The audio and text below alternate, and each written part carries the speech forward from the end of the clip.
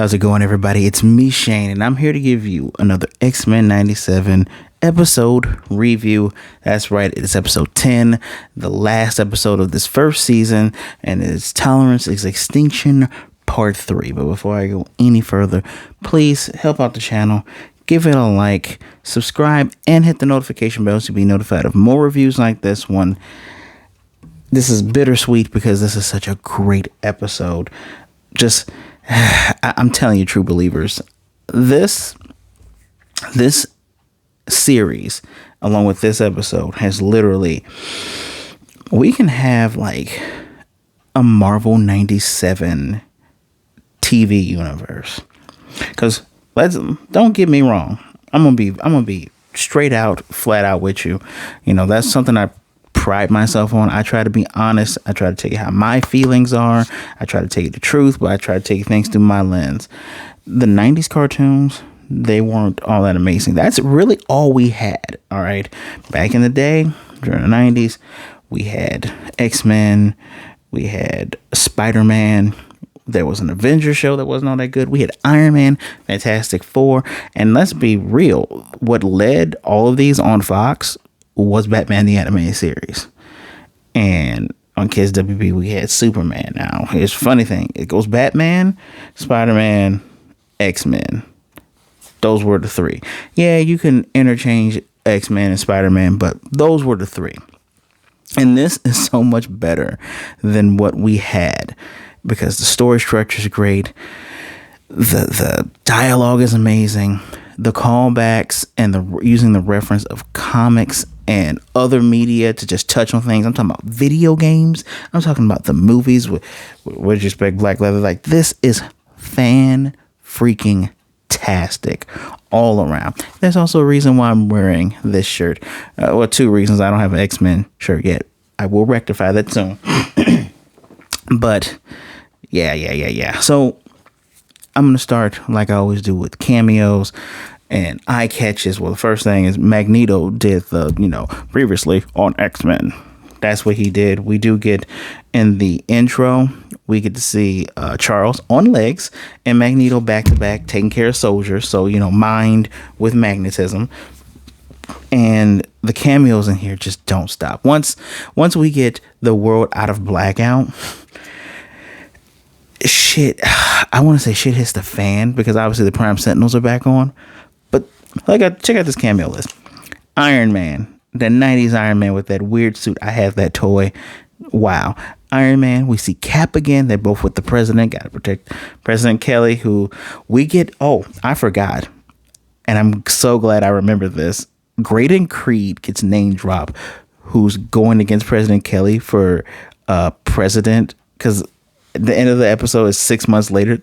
Oh my God, that's Graydon Creed, son of Sabretooth and Mystique. Just let me finish with these cameos first. We have Doctor Strange because, hey, the lights went off, so he in his cloak is doing a surgery while all the lights are out. He is literally saving a freaking life.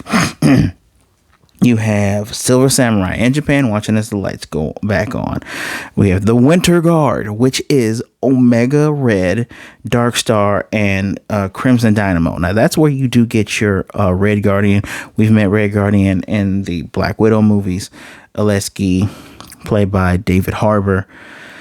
Now, he doesn't show up in here, but seeing Omega Red with Crimson Dynamo and Dark Star was freaking fantastic. The end of the episode, we have Insabu Nur, which is the real name of Apocalypse. That's who he was before he became Apocalypse. We see blue lips and everything, and futuristic Egypt in 3000 BC. We have Apocalypse at the end of this episode, just full on APOC, talking about so much pain, my children, so much death. When he's on Genosha and he has that Queen of Hearts playing card, Gambit's coming back as a Horseman of Death. You know it. Although Wolverine had to fight Sabretooth to be his Horseman of Death in order to get back his adamantium. He had to fight Sabretooth, who had his adamantium, because Apocalypse threw it in him. It's just, man. There's Mother Ascani, who is technically Rachel Summers, the Age of Apocalypse, future daughter of Jean Grey and Cyclops. She shows up because they're in 3069 in the future. And a young Nathan, we are going to get Slim and Red, aka Cyclops and Phoenix Adventures, where they get to raise Nathan. They won't miss anything. Where else am I at here? So there's a board. Forge has a board that's like Days of Future Past, and I took a picture of it because I didn't want to type all that out. Let me just, you see that board there? You see that board there? I can't wait. See, I have a Patreon link, by the way, as well. So if you want to help me try to get the production value up, because I'm trying to get editing so I can just pop in things like this that I take. Now, first of all, every X-Men that was on Asteroid M is presumed to be dead. We know they are not dead. Well, most of them we know are not dead. But let's take a look at the ones that Forge has on the board here. Now, obviously, Cable is Annex. He's there, minus one arm. Exodus, Kitty Pryde, aka Shadowcat, Emma Frost, Magic, Colossus, Iceman, Havoc. I already said Exodus, and Dust from New X-Men and in the 2000s and the aughts, as they call them. Just, I'm so glad that she has a presence in this world that early. That she's a cool character. Now, Wanda, Scarlet Witch, and Pietro Quicksilver, they're both called Off-World. I'm telling you, if Voldemort has sprinkled seeds of like what's going on with the Avengers or an Avengers team at the same time as this, we do see Polaris in Magneto's Mindscape. So even though in X-Men 97, a lot of familiar bonds have not been associated or have not been connected and said, yes, this is my daughter, yes, this is my brother, they're already laying down those seeds.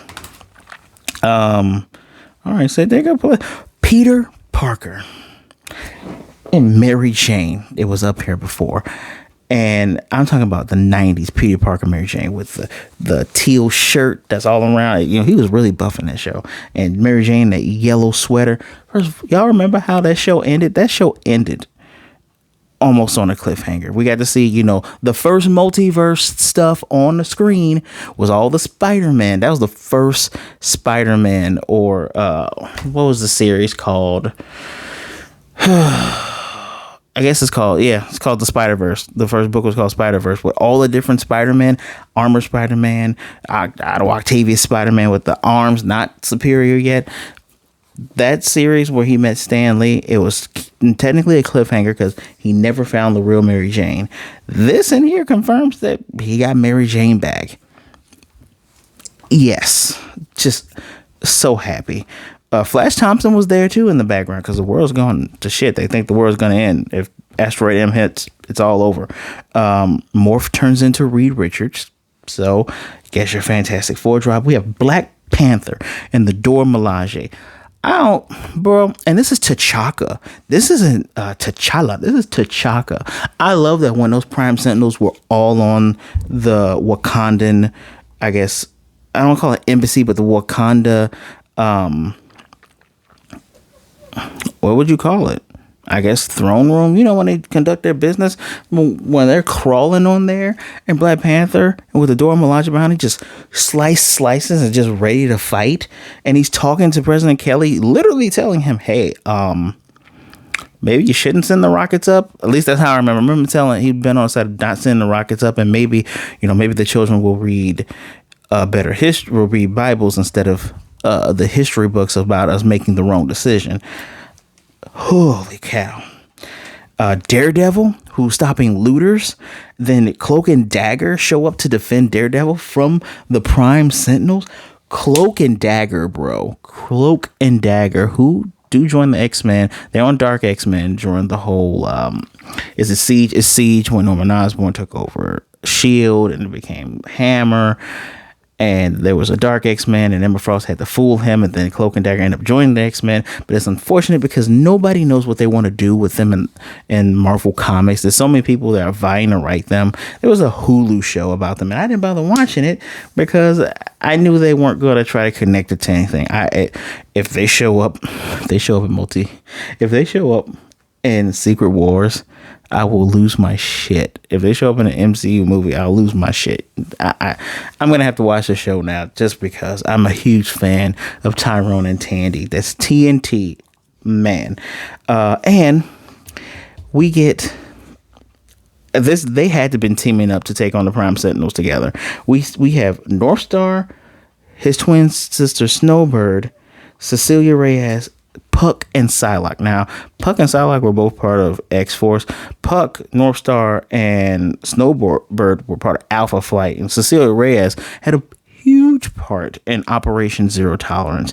Being a reluctant mutant, she didn't want to even join the team. This is so good. So good. This is how you do the cameos, man. This is how you drop. Because, we get a little drop here and a little drop there and a little drop there throughout the whole season. You get the Cap one. You're like, oh, yeah, Morph is turning all these people so we know they exist and we see flashbacks. This was how you do it. This is how you establish, hey, this affects the entire world, not just the X-Men. Then I think it was Bo DeMaio or someone who had interviewed someone on the show. Please correct me if I'm wrong, but they said that they were told the Avengers are off limits. You lying if the Avengers were off limits, was it just you just didn't show a team of Avengers and you just got to show characters? Because I saw Iron Man and Cap. Only people didn't see was Hawkeye, Ant-Man, or Giant Man or Goliath, who he is this time. Didn't see Vision. We didn't see any of the Avengers or War Machine. We didn't see War Machine. Played by Uncle Phil. Uncle Phil played War Machine, so rest in power, James Avery. But you guys are liars because you didn't show Fantastic Four. You showed Reed Richards. But still, this gives us a greater universe, and it leads the way to so many things. I don't even want you guys to do that Spider-Man animated show that's based on like the MCU movies, which kind of doesn't make sense because then in there he's fighting Doc Ock, but he only met Doc Ock through movie 3. Don't do that. Scrap that. You can keep the Marvel Zombies thing based on the MCU if you want. That's fine. You need to make 90s show reboots. You did 10 episodes. Make them great. Do it. What other? Oh, I'm not done yet. We do see a 301 where it's Jubilee, Cyclops, and Kurt versus Bastion. It's such a good fight. But during this fight where Cyclops goes, "You'll never hurt my family again," he's doing an optic blast, and there, Bastion's doing like a, mouth blast, almost like a Sarah. Bleach fans. And Cyclops pulls out the MVC Omega Optic Blast full with the X, and it just gives him the massive beam. Fun fact for those of you who do not play video games or weren't alive to play those video games, in the Marvel vs. Capcom versus series, or the Capcom series that started with Children of the Atom, Marvel Superheroes versus Capcom, Marvel vs. Capcom, X-Men versus Street Fighter, all of that good stuff. In MVC2 very specifically, but the other ones too, before the turn of the century, before the Marvel vs. Capcom 3, anytime the X-Men did their super moves, they did an X. So Cyclops would do the X, Wolverine did this, even Storm and Rogue and Gambit crossed his arms with the X. They all did X's when they did their moves, and I love that callback. That was so damn good. This episode is so damn good, y'all. So let's just talk about the episode itself. We have 2 times in the series where the greatest leaders of the X-Men are doing what I've been saying. I still get messages from this one Instagram post where I'm saying, do not get hyped about Rogue killing Trask. That's not what heroes do, and you guys missed the point of superheroes. And this episode proves it, because we have Storm trying to appeal to Bastion's humanity, saying, Bastion's like, I didn't want to be born this way. I have this programming that makes me want to, kill the mutants. And Storm says, Sebastian, none of us None of us asked to be born. That's why we do not begrudge one another. And he's like, are you trying to appeal to my humanity? She does it. She does that. Even after he shoots Hank in the head, who flat out tells him, your Prime Sentinels are technically slaves. You know, they didn't ask to do this. You made them do this. And later on, I mean, the way the X-Men beat him is funny because they're all there. They traveled via Sentinel to catch up with the others on Asteroid M because Bastion's trying to crash the thing. He says, you know what? The problem, and he's like, see, here's the problem though. You're right, Storm. Humans, there are bleeding hearts out there that will be like, oh, we're not so different. Even Jean's like, humanity's not going extinct. They're giving birth to us. And he's like, yeah, so that's why I need to enslave them or just throw this into another ice age. And Bastion is brutal. He is what people who like 90s dubbing of anime where people just say smart alecky shit like your Pokemons and your Digimons, your original shows like that. You're going to love how Bastion is in here. Because he said, much like how I gave, I think he was talking about Cable, talking about Maddie, much like how I gave your mother a swift, merciful death. I'm going to do it to the rest of this planet. He even broke down the seconds of which it took him to destroy Genosha, which was 4,296 seconds, I think. Or is it 4,231 seconds, I believe. If I pull that up, because I took the time to write it. That's very robotic. But I'm cutting myself off. When we get up to the top and everyone's ready to fight him, and Rogue's like, hey, we can't give up. Cyclops was like, hold on. And he's like, we can't give up. He's like, no. Because Kurt points out he really is the future incarnate. And Cyclops kind of looks at Bastion and looks at everyone. And he's like, we're going to do what we've been telling humanity. Not run from the future. And he's talking to, they're talking to Bastion.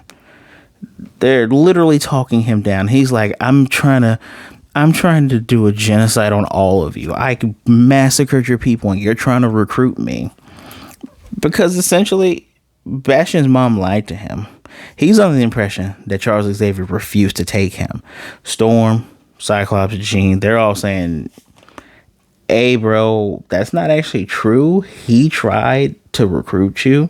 You would be one of the first ones, but your mom was afraid. The moment you hear the word mutant, your mom was afraid. And Cyclops goes, hey, parents mess up. Weird, parents are human too. And when they did the Magneto protocols and they sent those missiles and they were going to sink Asteroid M, idiots. It almost hit Manhattan if it weren't for Magneto and the X-Men.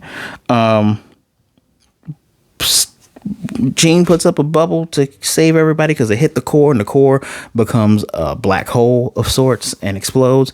And he tells Bastion, he's like, grab on. And Bastion, who's all messed up in the face, like they worked this dude over. They were whooping his ass. Even though he can heal, they were whooping his ass. And when he reaches for it, too bad, gets sucked in and blows up. I'm interested. First of all, you don't see a body, so that means he's not dead. Just saying. If you don't see a body, he's not dead. Just amazing. Let's talk about that Phoenix moment. I'm handing it to Beau DeMaio. Full disclosure on Beau DeMaio. He's made me like Madeline Pryor. Was not a fan of her in the comics at all. It made me a fan of Jean. I don't like Jean Grey in particular, just mostly because of the whole love triangle shit, the hypocrisy behind that love triangle shit. I can go deep. I can make a whole video on my trepidations behind the character Jean Grey and why I 100% favor Scott with Emma Frost. I feel like she made him a better character, and Jean even worked to make sure they stayed together, but that's neither here nor there. Jean Grey rising from the water as the Phoenix, and it's a water Phoenix. And when Bastion tries to escape, there's like a Phoenix claw that comes from the ground and pulls him under. We get the way we mess up Mr. Sinister, where she's like, yeah, the Phoenix can just burn away all of that mutant genes that you've been splicing to yourself so you can stay young and stay around forever. And he's like, no, please. And he turns all old and wrinkly, and Morph taunts him like, I don't know the face. It seems like the same face to me. Finally, good use of Morph. Great use of Morph. I love how she did that. I love how Jean just, that's his comeuppance. No, you don't get to die. You get to be old and start over and be nothing. That whole entire, the fights are very anime, but the Jean sequence with the Phoenix was very anime. Oh my goodness. Fantastic. We also find out that Cable went back in time because Bastion made Sinister, told Sinister to make Cable tell him how many times he tried to save his mother. And while Cable's crying, because he still got the diamond 200 times. Until Jean freed him by getting rid of those genes. Which is sad. He had to watch her die 200 times. Bastion. I mentioned early Bastions, like those early 90s dubs, you know, where everybody's sassy and talking shit to each other. You're like, how are you all still friends? I would be throwing hands after this. He is talking so much shit. He called Cyclops a deadbeat dad. He said you're a weak, fake clone mama, and then your real mom. Jean, by the way, Jean straight up says, stay away from my son. She calls Cable, that's her son. That's her kid. And I love it. I'm here for it. Basically like the comics. He's talking trash until, you know, Cable's like, shouldn't talk shit about the Phoenix, because he said no, Phoenix isn't here now. She rose up. He talked trash again, talking about blowing up everything. When Jubilee attacks him, he's like, sweetheart, are you gonna 4th of July me to death? Yeah, I haven't heard that one. Yeah, she did the Destructo disc, the light Destructo disc. When pressured, she did it. Sunspot also named himself Sunspot in this episode. Rogue punching him in the face and telling him her name was Gambit. Remember it. Those two fighting against him on the moon is kind of like a redemption for them turning their backs on everybody on the previous episode. Just to fight. Oh, Bastion seemed like he turned into Strife to me. Strife, the evil clone of Nathaniel Summers, aka Cable. Because this man ripped off Cable's arm, his robotic arm, his techno-organic arm, beat him with it, then put it on himself so he can get those wings and fly off like freaking Super Shredder and Hyperstone Heist. If you know that reference, please leave a comment below. I don't care if I leave a comment if you know that reference. Just this episode is so good. I'm sad, not because it's over, but because I need to cover Echo and I need to move on to other stuff. I know for whatever stupid ass reason people think physical media is over. Give me a steelbook of X-Men 91 season 1 now. Give it right now. And I will buy it. I don't care if it's $25, $30. I will buy that shit today. That's how good this is. Couple more things to talk about. Try not to keep you here all night. Technically, it's night for me right now, but try not to keep you here long. Let's talk about Scott to Logan and Morph to Logan, right? Because Logan's out. Like, adamantium was ripped from him. Dude is barely clinging on. And Scott straight up tells him, hold on, y'all. I'm going to pull this shit out, too. I'm going to pull this out. I love the thought of family in here. Family's brought up twice, where Bastion says the Sentinels are his family, or trying to talk to X-Men saying, do you think you call yourself a team or you're a family? He says that to the 3v1 that's on him. Nightcrawler, talking about anime fights, I'm going to interrupt myself again. Nightcrawler, Cyclops, and Jubilee fighting him after, you know, he kind of took care of Rogue and Sunspot. That's so good. Like the beams, the teleporting Nightcrawler. He had to guess where Nightcrawler was going, but still, they were doing a great job whooping his ass. The X-Men show why they are literally the poster children of Marvel.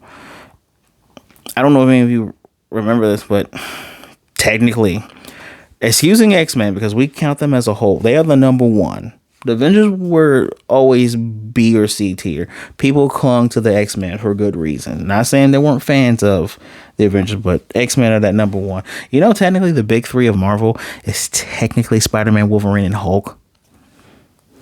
Cap and Iron Man were B tier at best, and they rose a bit when it came to the comic event Civil War. So, just food for thought here. Food for thought. I'm trying to remember. I'm trying to find and remember it. I'm just going to say it from the top of my head. Where Cyclops is talking to Wolverine's ear and say, "Don't you dare disappoint her. Do what you do best and heal." I'm like, first of all, I'm not down with the whole Jean Scott Wolverine throuple that they were trying to push in Krakoa. If Scott ever went in that direction, I don't think Logan is his type. Just saying. But the fact that he's going, yeah, no, my wife there, yeah, no, don't disappoint her, bro. You know she love you. Don't do that. What are you doing, Scott? Just I would rather it be a show of respect and Cyclops going, "Hey, don't you dare die on me, old man." That's just me. And then you got Morph, where they're doing the final battle. Morph is beside Wolverine's side, and then they go, "Well, you know, Jean can't be here," because Logan's calling for Jean. Jean can't be here, but I am. And Morph turns into Jean and says, "You know, Logan, don't die. Stay with me." I'm just like, y'all been hinting at this Morph longing for Wolverine thing for a while. That needs to be addressed, which we don't see them at the end. When you see everybody displaced in time and space, we don't see them at all. So where are they? Just kind of like we didn't see Roberto when we were watching Professor X tear into Magneto's mind. We get to see when they first met. It was it was nice. It was cute, right? Get to see what the bromance, the super friendship meets, and then you realize, oh, he's in his mind, and then he has to force Magneto. He even literally crawls up Magneto before they do the spinny thing in the sky, like, "Charles, please." And well, I love there's a joke in there where they're talking about, he's like, "What you did to Logan," he's like, "Everything that's happened, you know, you mean to murder the humans, but what you did also killed mutants." And he's like, and then Logan, he's like, "He meant to murder me." I laughed out loud because it's true.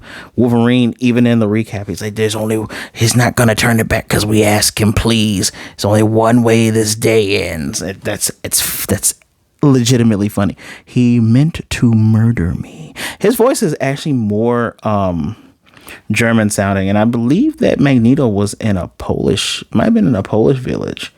He even says, "Look back in my mind when I was a child and see what happened when we tried to meet force with, you know, kindness." Which forced Charles didn't even try to look. I'm like, are we gonna see that? No, he's like, "I'm not even gonna bother. Just gonna." "Then forgive me, my friend." And he sits there and repairs his mind. We didn't get Onslaught. We did get him talking to both Jean and Scott, saying, "Hey, I gotta repair his mind. I'm not gonna abandon him." And then Magneto's like, "Well, you abandoned me, and Rogue abandoned me." And he's like, "No, but she's still here, though. Like, literally, Rogue is still here. She might have not have chosen you to be her man, but she's still here. And I'm not going to abandon you either." "Well, you broke my heart, Charles. You broke my heart, too. We broke each other's hearts over and over, but we do not abandon each other." I love that. And and I mentioned family earlier. We're talking about the Sentinels or his family. You call yourself a family. And Magneto can't remember what his parents look like. He's like, "That's because they were taken from you as a kid, man. But we often look for resemblance in other people." He's like, "No one looks like me, man." He's like, "No. Me and my X-Men, we don't resemble each other at all, but we're family." It is you can also choose and make your own family. That's very much a thing. And I like that. And he tells him his name. He's like, "Your name is Eric Magnus Leschner," which I was laughing about earlier to myself, going, it's very funny that his middle name is Magnus and he just happens to be the master of magnetism. Although in the comments I think his name is Max Eisenberg, but I digress. Eric Magnus Leschner. He's like, "But you chose another name." I like my Professor X impression, by the way. You chose another name, Magnus. What is that name? What is that name? And as he pieces together his mind, as he is afraid of the cold waters that drown him, that is his sorrow and his pain, and he releases it and he says, Magneto lives, and helps Storm and Jean and Hank and Scott from to stop them from letting another ice age come and Manhattan being destroyed. Fantastic. Then they blink out of nowhere. Now, some people think it's Kang. I think it actually might be Onslaught, the physical representation of Onslaught. Since their minds were together long enough, pieces might have come together and to do that, possibly. Who knows? He's a reality warper. Who knows? Now let's look at these other notes here. Bishop calls Forge Daniel when they first meet. He's like, "Oh, hey, you coming up here like a friend? You think you a friend? Yeah, we friends, dude. Put a gun down. Put a gun down." Calls him Daniel. Daniel Silvercloud was the rumored name that Chris Claremont wanted to call Forge. Over 40 years, this man was never given an official name outside of Forge, and now we have the hint of Daniel. That is incredible. Meant to murder me. That's still funny. I mentioned the future past board, but going to the future and the past, right? And we see Ian Sabu Noor and then Apocalypse, Gambit coming as a horseman of death. Very interesting that on that board, Forge has possibly dead for Archangel, for Angel, who's blue-faced at this point. Very, very interesting.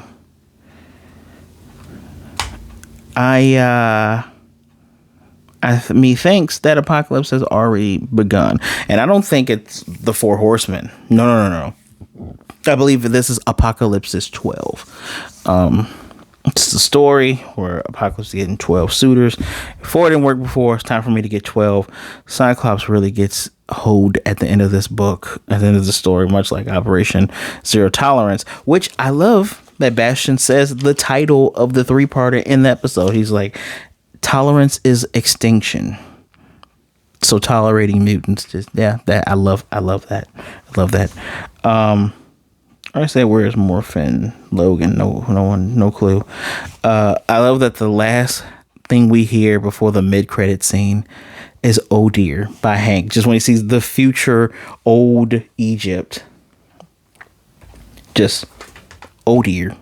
And then the last words we hear is "so much pain and death" by Apocalypse. Just fantastic episode. I can't think if I'm missing anything. I'm going to troll you Gambit fans one last time. Gambit died episode 5 and stayed dead for the rest of the season. I don't want anybody talking about how shows, especially comic book shows, don't have any weight. You know this character and love this character, and you thought they took out 2, they actually took out 1, but they took out many others, but they took out 1 that you all really love, and they made the stakes stay high. And most of you, I'm ready to watch those videos where people talk trash about the X-Men, ready to forgive. They didn't say forgive. It's just, at the end of the day, you have to be better than your enemies. It is something that we see today, especially in political stuff, right? Especially in civil rights stuff. As nice as it may be to want to punch the offender, you have to prove that you are better than them. And I do like that Cyclops and Storm are like, we're going to show everyone by example. All right, we fought you. And I think they would have whooped his ass because he was broken down. He looked like Two-Face. They beat the shit out of him. But just going, all right, let's reach out our hand. Let's meet the future together. Let's see if we can fix this.